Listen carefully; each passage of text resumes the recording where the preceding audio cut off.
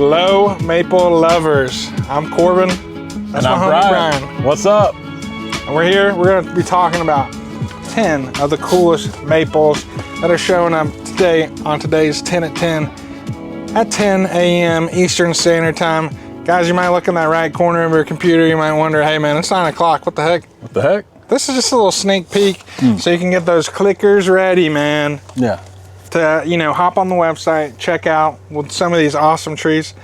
And you better be quick because some of these are going to go quick because they're awesome. Yeah, man, we got an exciting lineup for you guys today. I love getting out here and seeing kind of what's coming up on these new 10 at 10s we're about to drop. Now, the 10 we're going to talk about is just the 10 for the show. There is another 10 that's going to be part of that listing as well. If you sign up for the weekly email, you'll get the full listing. We've got some really cool trees today, man. I'm going through that list. I'm thinking, man, I hadn't seen this in a while. We got some new stuff for you guys. So pay attention, make sure you get ready, stretch those clickers like you said, get ready to get in there and do some shopping.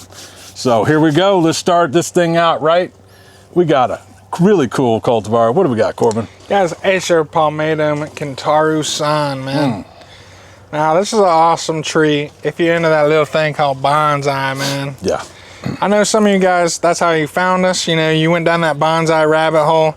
And dude, once you go down that hole, bro, you ain't coming back, man. Because it just opens up a whole world of horticulture for y'all.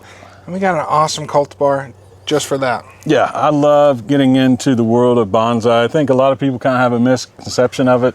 Any plant can be turned into a bonsai. Now, this right here is a beautiful Japanese maple. This was selected by a bonsai master from Japan. So he really knew his plants and he liked specific traits about this cultivar that he wanted to get it out in production and get this out there for everybody. Now, it works great for air layering. The description on this shows that this is a very vigorous grower in the fact that it girths up quick on the trunk and branching. It is a dwarf though, so it's not going to get out there too big. Yeah, man, I think my first exposure to this was seeing a pretty nice sized 10-gallon that we had here at the nursery.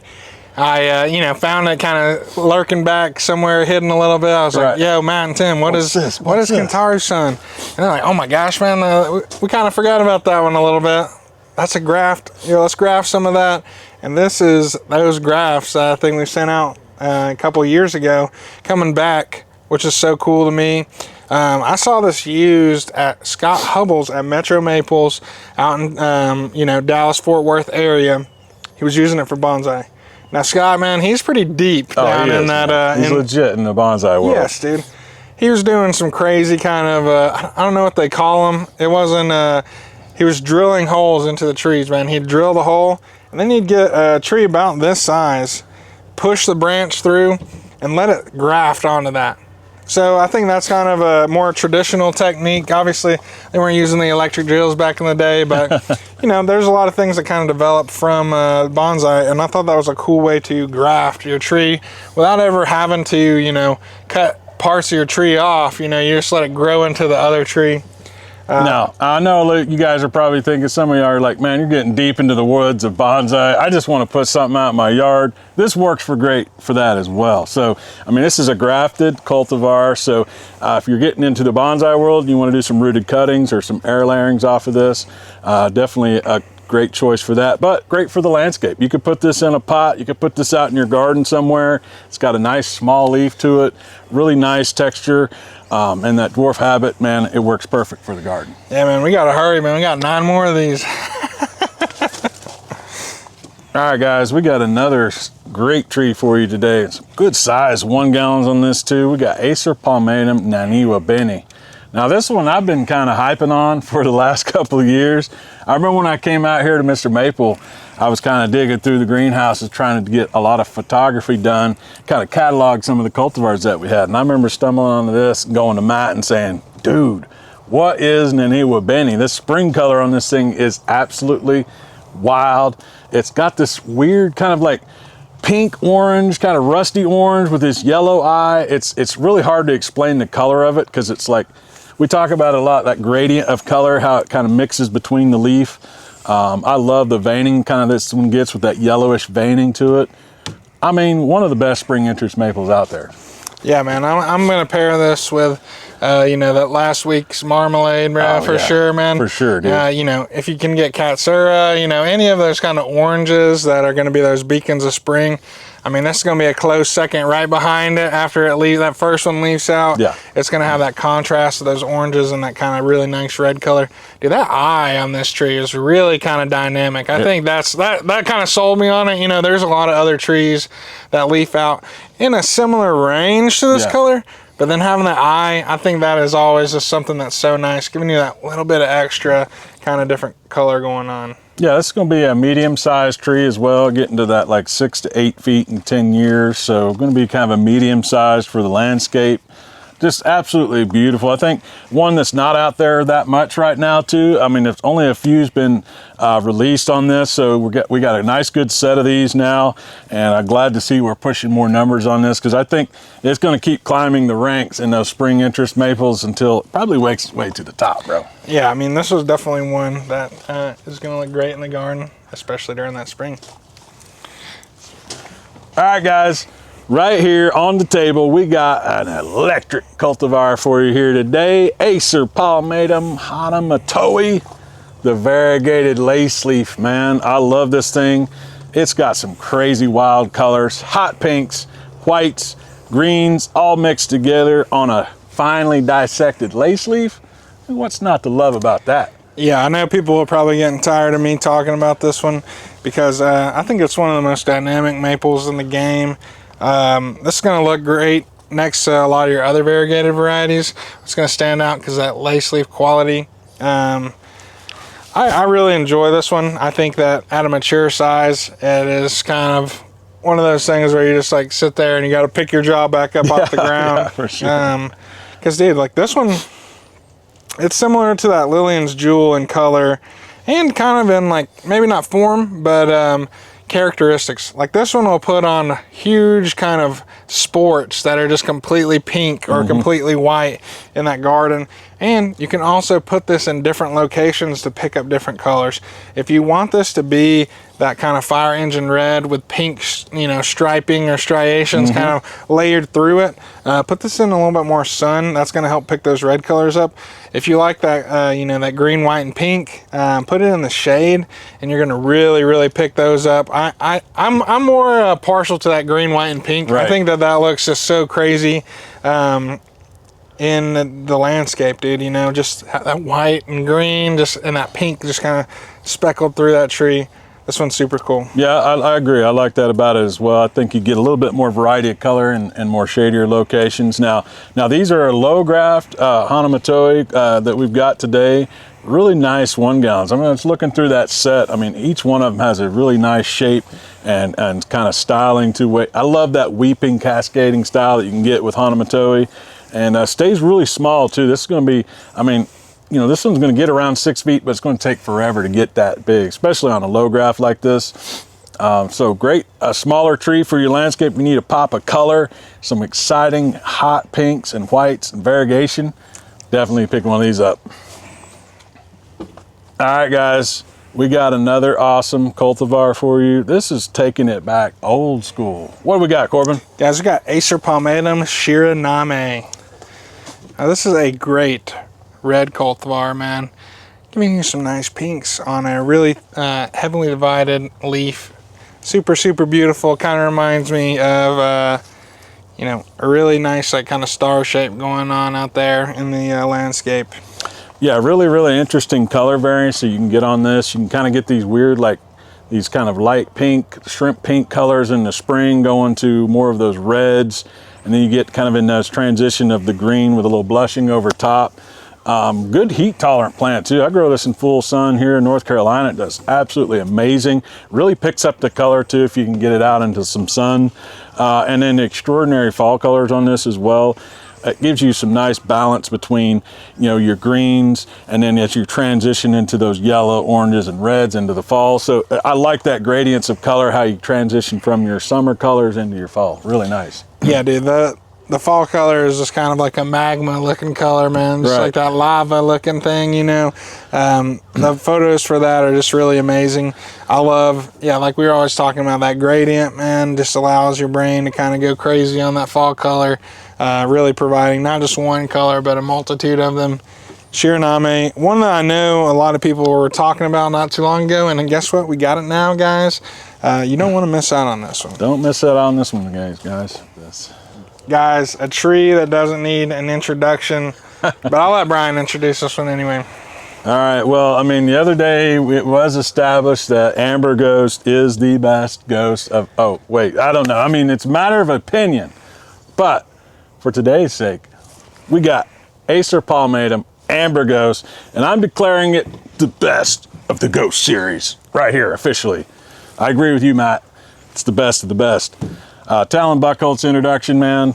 Amber Ghost, I think, to me, like when I think of the Ghost series, like that's the first one you got to get. You want to get a nice Ghost series. It covers so much of the bases of like that spectrum of that world. You get into the reticulated style Japanese maples, and Amber Ghost kind of does all of those things like the best, man. I think it's just such an extraordinary cultivar. One of the first trees that I hooked my homie up with whenever I got out here at the farm, I'm like, bro, you got to have an Amber Ghost.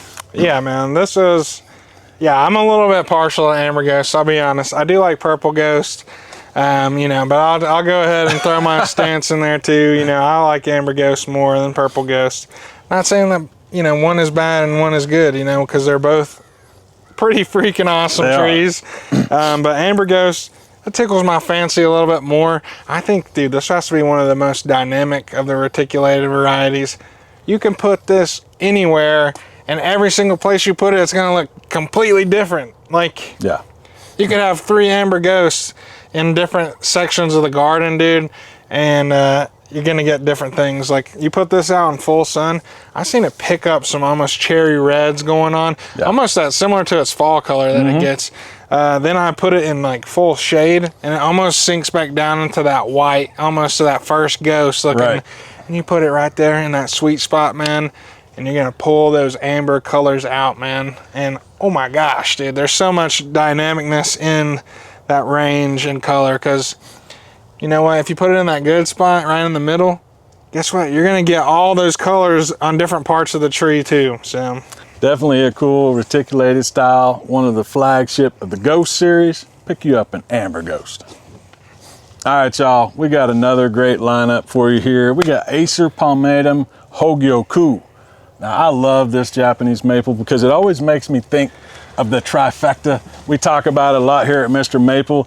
Hogyoku goes to some of the most brilliant orange fall colors out there in the garden. And so I always think about pairings and how you can use that to create a dynamic kind of color shift and presence out in your garden. We always talk about pairing this with like Osakazuki, maybe Ichigyoji. There's like several other style of maples that kind of fit this realm, but you can play around with it because each one's going to have a unique fall color to it.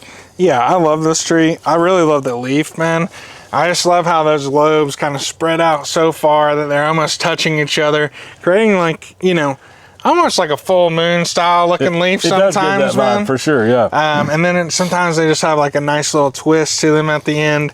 Yeah, this one's super cool. I think, it obviously goes right in there with Osakazuki and Ichigyoji, having that full kind of traffic light of, you know, all those color spectrums going on. Because, yeah, this is going to make you stop and stare at it in the fall time. And, yeah, I don't think it's much of a slouch during the spring and summer either, where it's just kind of giving this nice, lively feel. Definitely a cool tree you need to pick up today, Hogyoku. What do we got, man? What do we got? Guys, we got Acer Pseudosubodianum Islid, man. Those of you up north, you're looking for a beautiful lace leaf ornamental tree for your garden. We got really nice Japanese maple here. This is going to be a hybrid, kind of giving you those colder tolerance into that zone 4. Really interesting. I love the fact that we're pushing things into those northern climates. I mean, it's hard to garden up north, man, and so you're always looking for something special, something that's going to give a lot of ornamental appeal. Now, this is one also for me in Oklahoma. I grew this in Oklahoma. So we just talked about how cold tolerant it is. It's heat tolerant too. I grew this in full sun in Oklahoma, which is very hot there. Now, what I like about this is it's a beautiful lace leaf, but that leaf is a little bit bigger. So it kind of gives you that like lace leaf japonicum vibe to it. Nice big dissected leaf, a lot of texture, a lot of presence in the garden. Dude, I think what blew me away, and this is specifically for this Pseudosubuldianum, but I've seen it in other Pseudosubuldianums, the fall color, dude. Yeah, dude. I am like enamored by the fall color of some of these hybrids. I think Hasselkiss has one of the nicest fall colors I've ever seen. Sure, dude. And I think Islid makes a great pairing with those. You know, you're going to kind of get that kind of nice green lush, maybe a little blushing during the springtime and on that new growth.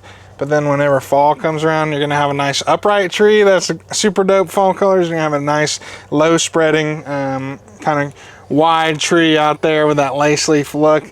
Would just look on fire out there, man. Yeah, this one does get a little bit wider than it does tall, so you can kind of think about that when you're using it in your landscape. Maybe if you have a window, or maybe it's going to be up next to your deck, it's not going to get too tall where you want to be able to see out over it.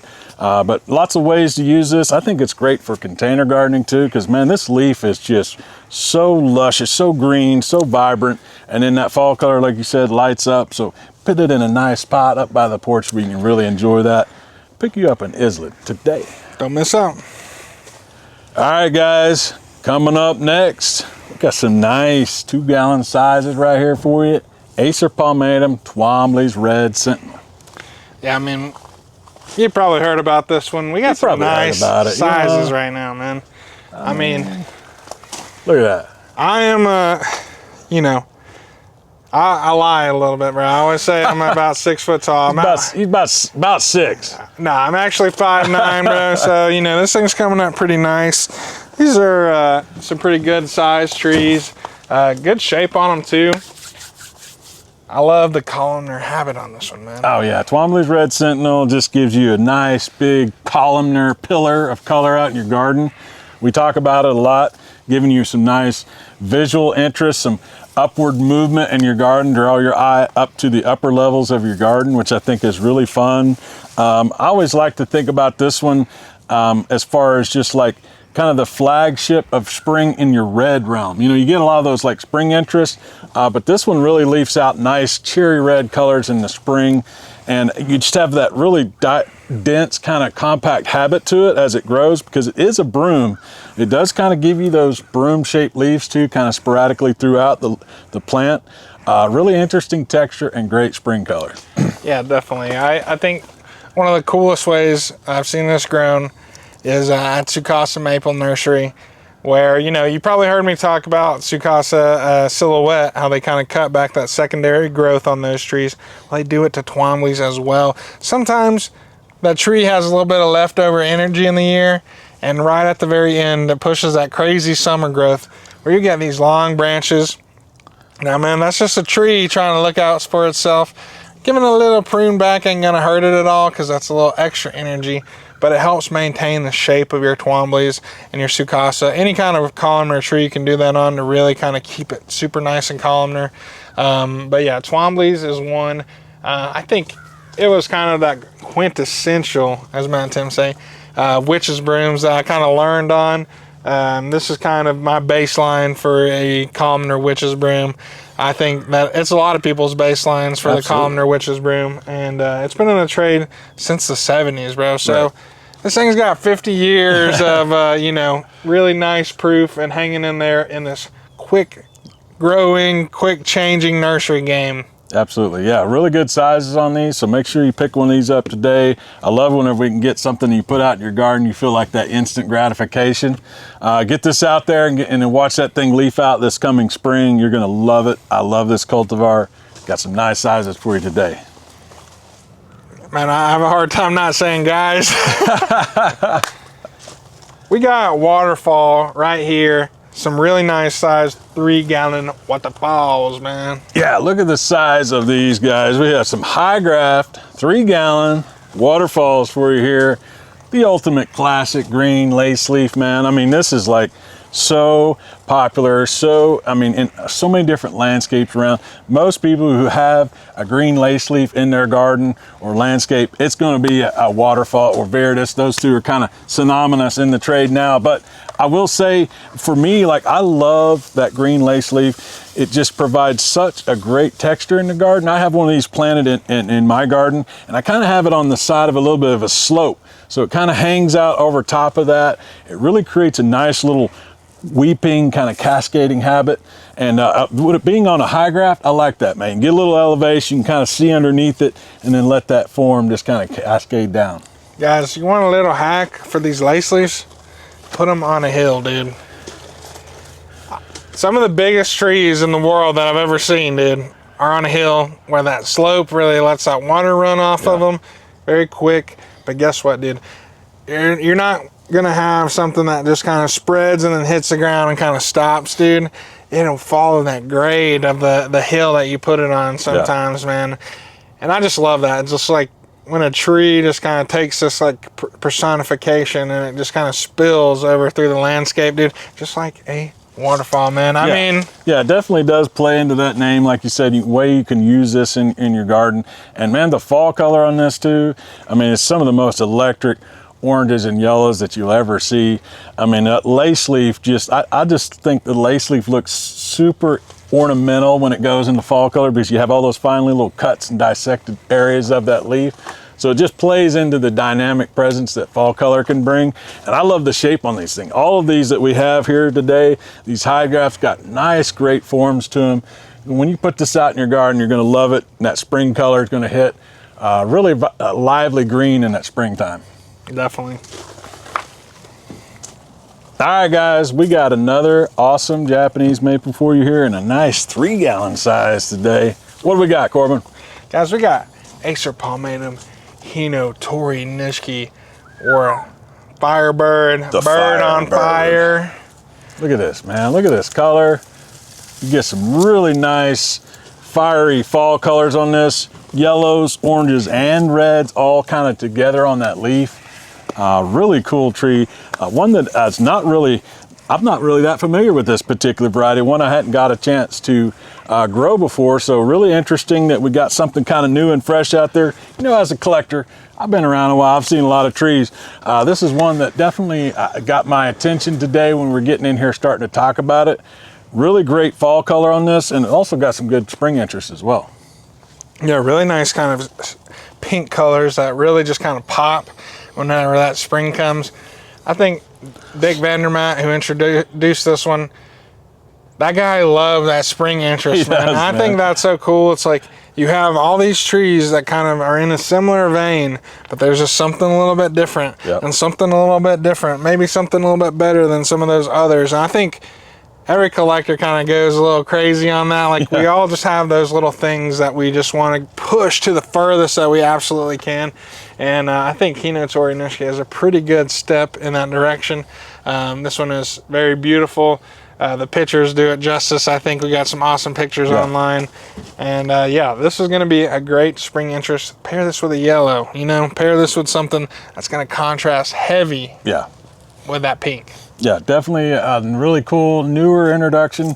Well, sorry, it's not a newer introduction. I don't know where I was going with that. Yeah, definitely one that we hadn't offered here much at Mr. Maple, so excited to get this one out there for your gardens. Definitely, if you need a pink spring interest maple, this is definitely one to choose. And if you're needing something with great fall color, I think this covers both of those bases really well. Really appreciate you everybody hanging out with us today.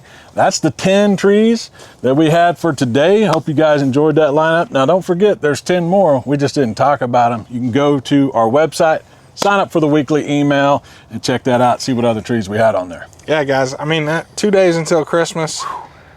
I mean, yeah, I'm probably right now at this moment, I'm hopefully, you know, wrapping up my last little bit of work, you know, because I'll probably be leaving early today, you know, to go enjoy that Christmas season. And guess what? Maybe I forgot a couple presents.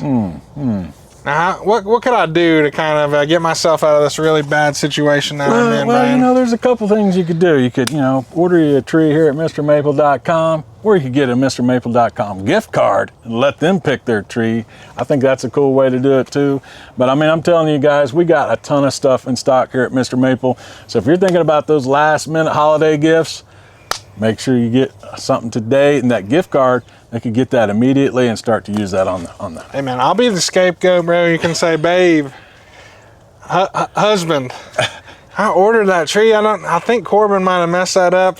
The shipping got messed up or something. I definitely ordered that a while ago. So, but yeah, guys, we hope that you have a great, holiday season. We're gonna be coming back with another Thursday 10 at 10 on Christmas. On Christmas. Who knows? We might have a special guest for that 10 at 10. But yeah, we just really appreciate y'all. This has been a great year here at MrMaple. I think we've been able to give a lot of trees that haven't been around as much. And yeah, y'all have supported. The channel has grown so much. The business has grown. Yeah, I'm telling you, man. And we couldn't do that without y'all. And if you're in that Christmas spirit, make sure to drop a like. Make sure to say Merry Christmas, Corbin and Brian. Merry Christmas, MrMaple crew. Down in the comment section below. And yeah, subscribe if you aren't subscribed. Now take care. God bless. And have a great day.